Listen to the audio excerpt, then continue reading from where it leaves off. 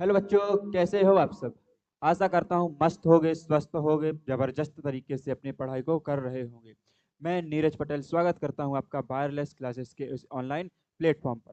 जैसे कि अभी से एक दो दिन पहले से हमने एक यूपी बोर्ड, एमपी बोर्ड और जिस बोर्ड में एनसीईआरटी सिलेबस चलता है उस बोर्ड के लिए एक संकल्प बैच या क्रैश कोर्स आप कह सकते हैं लॉन्च किया था। तो इस क्रैश कोर्स की जो है विज्ञान विषय की आज हमारी दूसरी क्लास है। पहली क्लास में हम लोग पढ़ चुके थे कि रासायनिक अभिक्रियाएं क्या होती हैं, रासायनिक समीकरण क्या होते हैं। आज हम जो पढ़ेंगे वो पढ़ना है हमें रासायनिक संतुलित रासायनिक समीकरण, मतलब रासायनिक समीकरण जो होते हैं उन्हें बैलेंस कैसे करते हैं। इसके बाद पढ़ना है अभिक्रियाओं के प्रकार, कि अभिक्रियाएं कितने प्रकार की होती हैं। और इसके बाद पढ़ना है अपचयन तथा उपचयन क्या होता है। तो आइए जुड़ते हैं। जिसने भी अगर पहली क्लास नहीं देखी है तो वो हमारी प्लेलिस्ट में जाके या वायरलेस क्लासेस को जैसे ही आप सर्च करेंगे तो वहाँ आपको एक ऑप्शन मिलेगा संकल्प बैच के नाम से। तो आप उस संकल्प बैच की जो प्लेलिस्ट है उसमें जाके आप पहली क्लास देख सकते हैं। आज हमारी क्लास दूसरी है। तो देखिए आज हमें करना क्या है। उससे पहले मैं अभी आपको बता ही चुका हूँ, ये यूपी बोर्ड हो गया, एमपी बोर्ड हो गया। इसके अलावा जितने बोर्डों में एनसीईआरटी पैटर्न फॉलो होता है, चाहे वो आपका बिहार बोर्ड हो, चाहे आपका राजस्थान बोर्ड हो, जहाँ भी एनसीईआरटी पैटर्न फॉलो होता है हिंदी भाषी राज्यों में, ये क्लास उन सब के लिए बहुत ही महत्वपूर्ण होती है। क्योंकि इस बैच में हम केवल आपको वही पढ़ाते हैं जहाँ से क्वेश्चन पूछा जाता है। इससे पहले हम आपको सिलेबस डिस्कस करेंगे। तो सिलेबस में जैसा ये रसायन विज्ञान का पहला पार्ट है, ये हम अभी कर रहे हैं। ठीक है, रासायनिक अभिक्रिया एवं समीकरण। इसमें रासायनिक अभिक्रियाओं के बारे में पढ़ लिया हमने, समीकरण के बारे में पढ़ लिया है। आज हमें पढ़ना है क्या, तो संतुलित रासायनिक समीकरण। आज हम किसके बारे में पढ़ रहे होंगे, आज हम पढ़ रहे होंगे संतुलित रासायनिक समीकरण के बारे में। चलिए, आपको आप नाम से स्पष्ट है कि जो संतुलित रासायनिक समीकरण होता क्या है ना। तो रासायनिक समीकरण क्या होता था कि जो हम क्रियाएं लिखते हैं उन क्रियाओं को सूत्रों तथा संकेतों में व्यक्त करना। किसको, अणु, देखो, अणु, परमाणु या आयन। आप लिखो परमाणु या आयन, परमाणु या आयन को सूत्रों एवं संकेतों में व्यक्त करना। क्या है, मैं सूत्रों एवं संकेतों में व्यक्त करना क्या कहलाता है, रासायनिक समीकरण कहलाता है। व्यक्त करना, ये तो कहलाता है रासायनिक समीकरण। जैसे देखो, जैसे आपका हाइड्रोजन होता है, ठीक है, हाइड्रोजन, और इसकी क्रिया जब हम क्लोरीन के साथ करवाते हैं, किसके साथ है, क्लोरीन के साथ। जैसे ही हाइड्रोजन की क्रिया क्लोरीन गैस के साथ करवाएंगे तो यहाँ पे मिलेगा हमें हाइड्रोजन क्लोराइड। क्या मिलेगा, हाइड्रोजन क्लोराइड, हाइड्रोजन क्लोराइड। तो जो ये आपने क्रिया लिखी, जो इनके हमने नाम लिखे, तो अभी हमने सीधा सा हिंदी में नाम लिखे हैं। और कल की क्लास में मैंने बताया था कि जो हिंदी में जैसे नाम लिखते हैं किसी भी यौगिक का, किसी भी अणु का, तो वो फिर आपका रासायनिक समीकरण नहीं कहलाता है। जब हम इनको इनके संकेतों में या सूत्रों में लिखेंगे तो वो कहलाएगा रासायनिक समीकरण। चलो देखें, जैसे H2 होता है हाइड्रोजन, प्लस Cl2 होता है क्लोरीन। इसकी क्रिया जब करवाते हैं तो ये दोनों आपस में मिलकर बनाते हैं हाइड्रोजन क्लोराइड। तो यहाँ से H2 और Cl2, हाइड्रोजन का संकेत H2, क्लोरीन का संकेत Cl2 और हाइड्रोजन क्लोराइड HCl। तो जो हमने इन संकेतों में लिख दिया, इसे सूत्रों में लिख दिया, तो ये कहलाता है हमारा रासायनिक समीकरण। आया समझ में ये। बात करते हैं हम संतुलित रासायनिक समीकरण की। तो संतुलित रासायनिक समीकरण अपने नाम से स्पष्ट होता है कि संतुलित रासायनिक समीकरण, संतुलित मतलब होता है बैलेंस करना। जब भी आप किसी भी वस्तु को, किसी क्रिया को, किसी अणुओं को बराबर बराबर कर देते हो तो उसे हम कहते हैं संतुलित। संतुलित क्या बोलेंगे, जब किन्हीं दो चीजों को एक साथ बराबर रखना या उनका बैलेंस बनाए रखना, उसको हम बोलते हैं संतुलित रासायनिक समीकरण। नाम से है संतुलित रासायनिक समीकरण। अब भैया ये क्या होता है, संतुलित रासायनिक समीकरण क्या होता है, तो कोई ऐसी क्रिया जिसमें अभिकारक और उत्पाद, अभिकारक और उत्पाद। अब आप कहोगे कि ये क्या वर्ड है, अभिकारक क्या होता है, उत्पाद क्या होता है, कुछ समझ ही में नहीं आ रहा है। हाँ देखो, तो जो अभिकारक जो आपका होता है, जैसे यहाँ से मैं लेके चलूँ आपको Mg+O2, इससे बना MgO। अब आप कहोगे सर आप एक ही एग्जाम्पल से पढ़ाते हो हमेशा, तो नहीं, ये आपका बेसिक आपने शुरू से यहाँ से पढ़ा होगा, ये सबसे सरल एग्जाम्पल मैं आपको देता हूँ, इसलिए यहाँ से ये बार बार लिखवाता हूँ। तो इसमें जो ये तीर होता है ना बेटा, जो ये तीर होता है ये कहलाता है लेफ्ट साइड, एल एस या एल एच एस आप बोल सकते हो, लेफ्ट। और जो आपका ये वाला पोर्शन होता है ये कहलाता है राइट। तीर के ऐसे जैसे आप गणित में पढ़ते हो दायां पक्ष बायां पक्ष, लेफ्ट हैंड साइड और राइट हैंड साइड, वो यहाँ पे भी होते हैं आर एस आपका लेफ्ट हैंड और राइट। तीर के जो इस साइड होते हैं मतलब लेफ्ट साइड होते हैं, जो तीर के बाएं तरफ होते हैं ये कहलाते हैं अभिकारक या क्रिया कारक आप कह सकते हो, क्रिया कारक। जो तीर के बाएं साइड उपस्थित होते हैं ये कहलाते हैं क्रिया कारक, और जो दाएं साइड उपस्थित होते हैं ये सभी कहलाते हैं उत्पाद। ये बच्चा क्या कहलाएंगे, ये सभी कहलाते हैं हमारे उत्पाद। तो जब हम इनके दाएं पक्ष को और बाएं पक्ष को, तीर के दाएं साइड और तीर के बाएं साइड दोनों और अणुओं की जब संख्या बराबर कर देते हैं बेटा, तो उसे बोलते हैं रासायनिक या संतुलित रासायनिक समीकरण। जैसे इस साइड अगर हम इसमें देखें तो यहाँ पे 2 ऑक्सीजन, यहाँ पे कितने हैं 2, यहाँ पे कितना है 1, यहाँ पे मैग्नीशियम 2 और यहाँ पे मैग्नीशियम 1। आप कहोगे कि इस साइड हमारा जो मैग्नीशियम है Mg ये संख्या में 1, ऑक्सीजन है ये संख्या में 2, और इस साइड देखोगे तो Mg भी 1 है और ऑक्सीजन भी 1 है, ऑक्सीजन भी कितना है 1 है। देखो यहाँ Mg 1 यहाँ Mg 1 दोनों बराबर, दिक्कत हुई हमें ऑक्सीजन के अंदर, इधर ऑक्सीजन 2 है इधर ऑक्सीजन 1 है। तो इन्हीं को हम बराबर जब करते हैं तो जो बराबर हो जाता है उसे बोलते हैं संतुलित समीकरण, और जो ये बराबर नहीं होता है हम इसे बोलते हैं कंकाली समीकरण। देखो बराबर जब हम इसे करने जाएंगे तो बराबर करने के लिए आप इसमें एक चीज कर सकते हो, उसके अलावा आप कभी भी अगर संतुलित करते हो तो उसके अलावा कुछ नहीं करना है।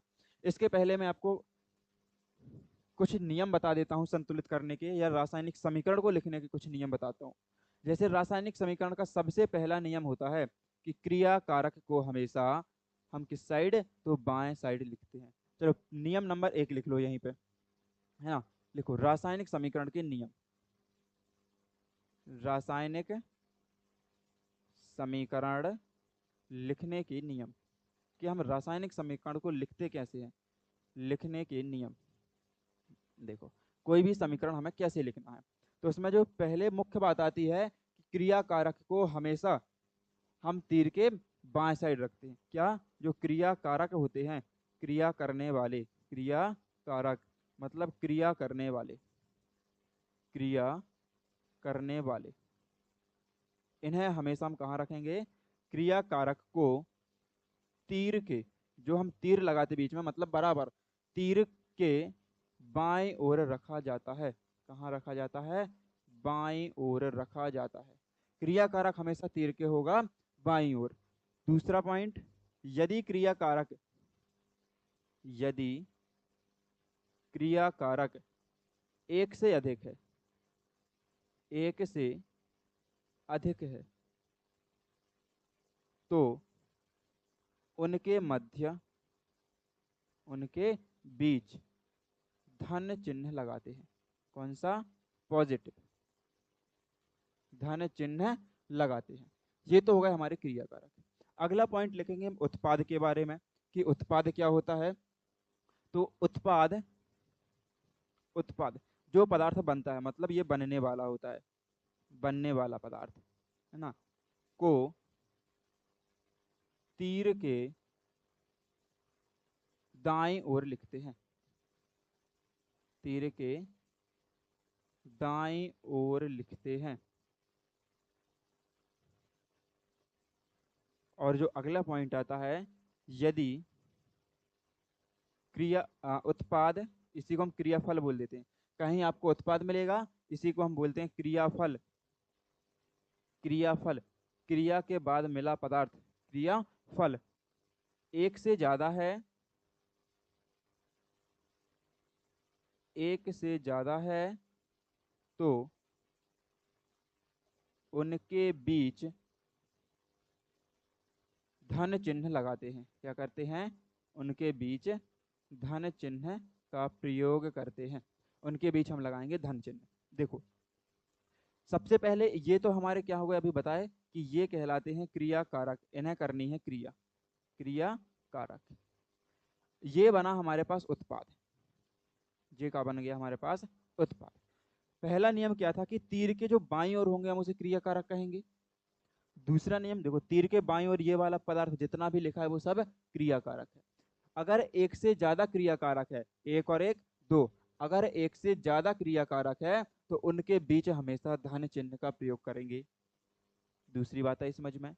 अगली बात देखो कि तीर के जो दाईं ओर हैं, ये होता है दाएं और ये है बाएं ओर। तीर के जो दाईं ओर हैं वो कहलाता है उत्पाद, या इसी को हम बोल देते हैं क्रियाफल। क्या बोलते हैं इसे? क्रियाफल, उत्पाद या क्रियाफल।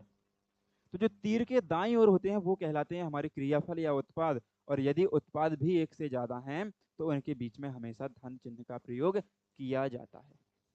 आया समझ में? चलो अब बात करते हैं हम संतुलित रासायनिक समीकरण की, जो हमारी यहाँ विधि थी संतुलित रासायनिक समीकरण।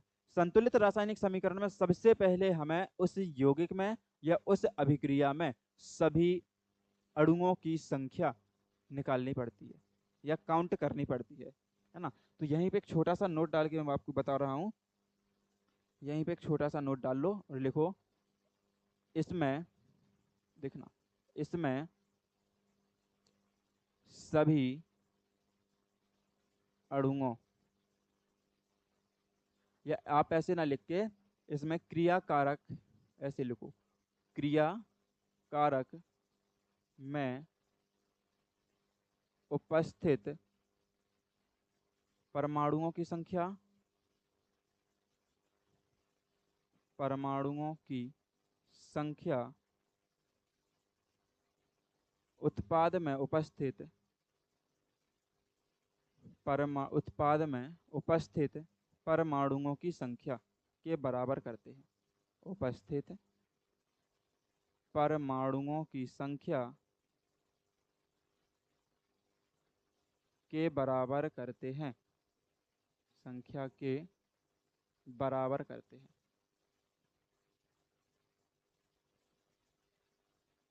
देखो होता क्या है ये, कि जैसे आपके क्रिया कारक हैं दो, ठीक है। जैसे यहाँ पे क्रिया कारक कितने हैं? क्रिया कारक हो गए हमारे पास दो। तो दो क्रिया कारक में मैग्नीशियम एक ऑक्सीजन दो, मैग्नीशियम एक ऑक्सीजन दो, इधर मैग्नीशियम एक ऑक्सीजन एक। यहाँ पे जो इस साइड ऑक्सीजन दो हैं उसमें हमें इस साइड ऑक्सीजन दो चाहिए। यहाँ पे मैग्नीशियम एक है, यहाँ पे मैग्नीशियम एक है, ये बराबर है, लेकिन ऑक्सीजन हमें दो चाहिए पड़ेंगे। तो इसके लिए आप अब जो उत्पाद होता है इसमें भी गुणा कर सकते हैं, जो क्रिया कारक होता है उसमें भी गुणा कर सकते हैं। देखो कैसे करना पड़ता है। जैसे यहाँ पे ऑक्सीजन थे दो, तो जो ये वाला पूरा यौगिक लिखा है हमें इस पूरे यौगिक में कर देना है दो का गुणा, पूरे यौगिक में दो का गुणा। अब जब दो का गुणा हो गया तो जो आगे दो का गुणा हुआ इसका मतलब होता है कि उस दो का पूरे में गुणा हो गया। जैसे दो का गुणा मैग्नीशियम में करेंगे तो यहाँ से मैग्नीशियम की संख्या होगी दो और ऑक्सीजन की संख्या होगी दो। आप कहोगे मैग्नीशियम पहले बैलेंस था अब गड़बड़ है, ऑक्सीजन बैलेंस, बेटा मैग्नीशियम दो है, इधर मैग्नीशियम एक, तो इधर भी क्या करोगे कि मैग्नीशियम का या मैग्नीशियम में दो का कर दोगे गुणा। आइए बात समझ में। अगर इतना समझ में आया हो तो इसका एक स्क्रीनशॉट ले लो। ये तो हो गया हमारा संतुलित रासायनिक समीकरण। इसके बाद हम यहाँ पे कुछ